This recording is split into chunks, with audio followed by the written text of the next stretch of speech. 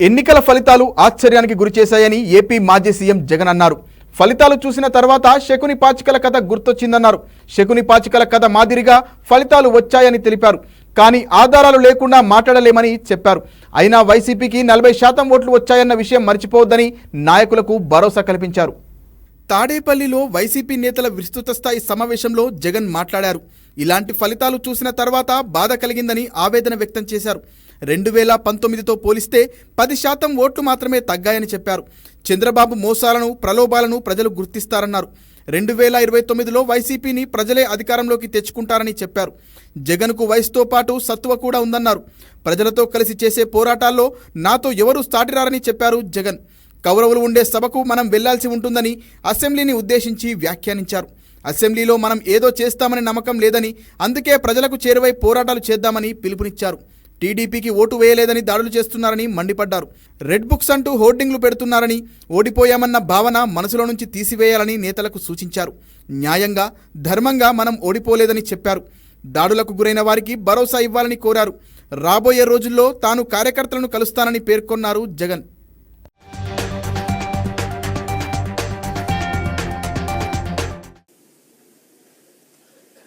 YSR Congress party చేయాల్సిన పనులు చెప్తా ఉన్నా.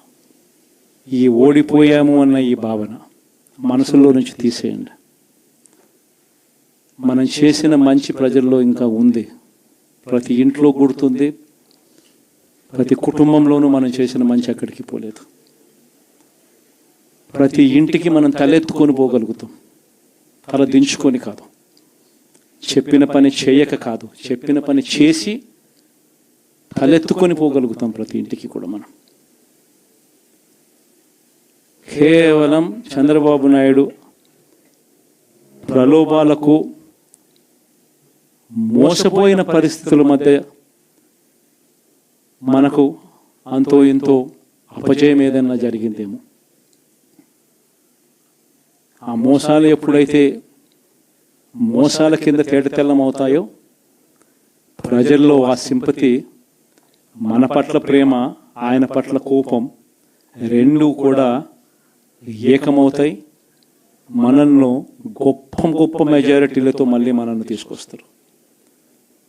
సో మనం చేయాల్సింది ఏమిటి అని అంటే, ప్రజల మీద మనం కోప్పడాల్సిన అవసరం లేదు, పని లేదు. మోసపోవడం అన్నది ఒక్కొక్కసారి జరుగుతూ ఉంటాయి. మోసపోయిన వాళ్ళకందరికీ కూడా మనం అండగా ఉన్నాము అన్న భరోసా ఇవ్వడం మనం చేయాల్సిన పని.